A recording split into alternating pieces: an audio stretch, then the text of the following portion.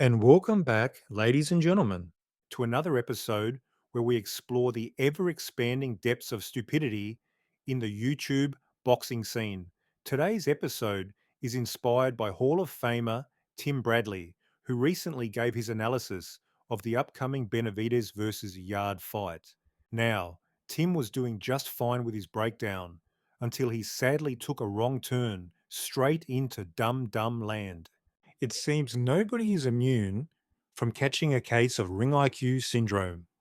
And when they do, you know it's my duty to hold them accountable and give them a friendly education on the sport of boxing. But speaking of that, right? Thing is this. If Benavidez was at 168 again, he ain't beat no Bud Crawford. He not. After watching that Plant fight, man, and saw what Plant was doing against him, nope. He ain't beat no damn Bud Crawford. Crawford beats Benavidez at 168. Are you out of your fucking mind? Now I know you are all amped up over Crawford beating Canelo, but that's no excuse to get carried away and start saying crazy dumb shit like this. So little Timothy thinks Crawford beats the Mexican monster at 168? And is ring IQ approved donkey ass reasoning for this? Because Benavidez struggled against track star Caleb Plant for the first 6 rounds in their encounter. Apparently, because Plant successfully ran around a 22-foot ring for 6 rounds, that means Crawford beats David? Really? That's your fucking logic? Now, to the educated eye, there are some obvious problems with that logic. Last time I checked, Crawford doesn't have Plant's feet. He doesn't move like Plant. He isn't as big or as durable as Plant. He doesn't hit as hard as Plant.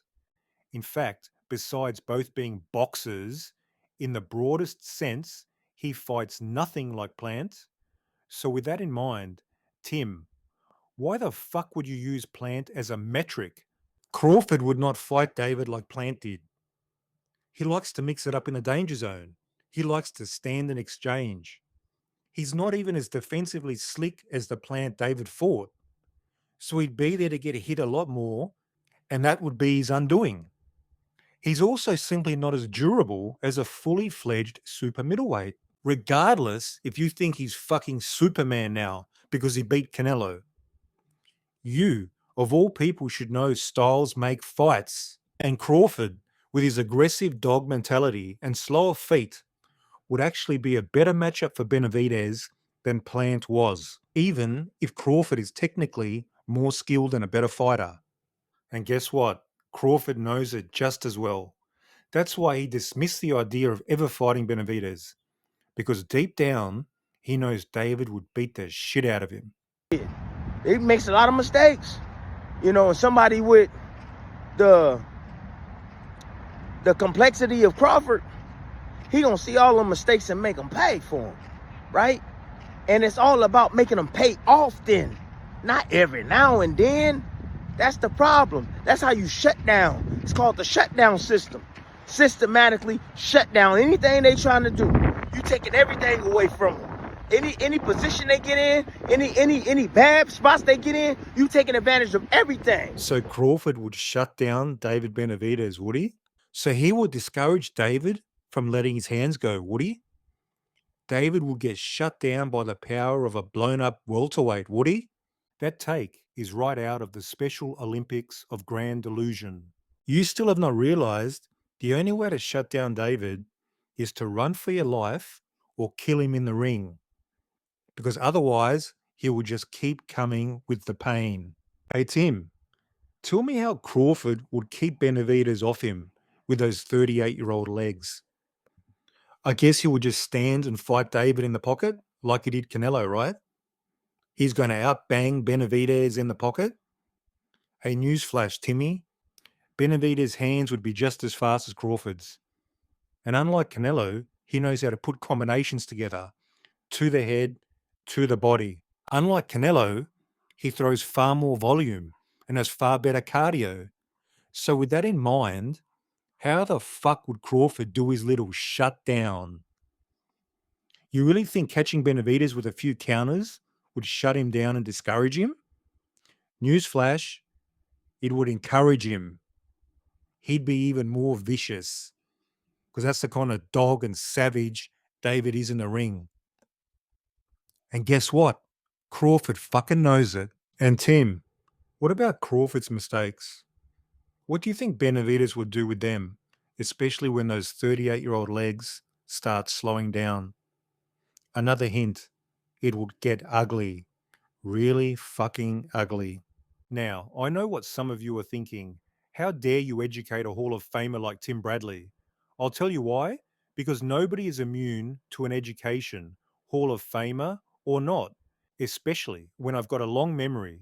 And I seem to remember some comments you made about Benavidez some years ago. So let's see how good Tim's track record is regarding David Benavidez analysis. I mean, I honestly think that, look, and I've said this already, it's a great fight because he's young. He don't know any better. He's tough. He's durable, you know. But the thing is that I think that he'll be a lot easier fight than it was with Caleb Plant. He don't got to look for Benavidez. Benavidez is going to be right there in his face. Benavidez would have been an easier fight than Plant was, huh? Hey Timbo, I'm curious. Do you think Canelo agreed with you that Benavidez would have been an easier fight for him than Plant? Let me take a wild fucking guess. Fuck no. Which is why Canelo ducked the fuck out of him and never wanted a piece of him in the ring. Ever. Because he knew you were talking out of your ass. Now, to be fair, you were half right with your breakdown. Canelo would not have had to look for him because David would have been right in front of him, beating the absolute shit out of him and stopping him. When you were going around saying Benavidez would have been an easier fight for Canelo than Plant, I was over here saying Canelo would duck Benavidez and never, ever fight him. And now we all see who was talking out of their ass and who was the real expert. And guess what, Tim? It wasn't you. Not only did I disagree with you, but guess who else did, Tim? Canelo Alvarez. Maybe you should have given him a call and convinced him David was the easier fight so he wouldn't have ducked the fuck out of him. Bottom line, Crawford is a great fighter, but Benavidez would beat the crap out of him and stop him. It wouldn't even be competitive. I know it, Crawford knows it, and Tim, as a Hall of Famer, you should have known it too. Then you wouldn't have embarrassed yourself like this. Now, with all that said, I want to finish this video on a positive note and show Tim there are no hard feelings over here. So Tim, over here, we don't let our guests go empty-handed. Special achievements don't go unrewarded. Extraordinary accomplishments deserve extraordinary recognition. And for suggesting that one of the greatest super middleweights of all time, in his prime, would lose to a 38-year-old welterweight, you've immediately earned yourself a spot on our exclusive scale for measuring greatness. The Dum Dum meter. That's right. On debut, you've launched straight into the top spot and achieved the gold standard of Delusion, a certified Ring IQ classic. Congratulations, Tim. I wouldn't have expected nothing less from a coveted Hall of Famer like yourself. Well fucking done.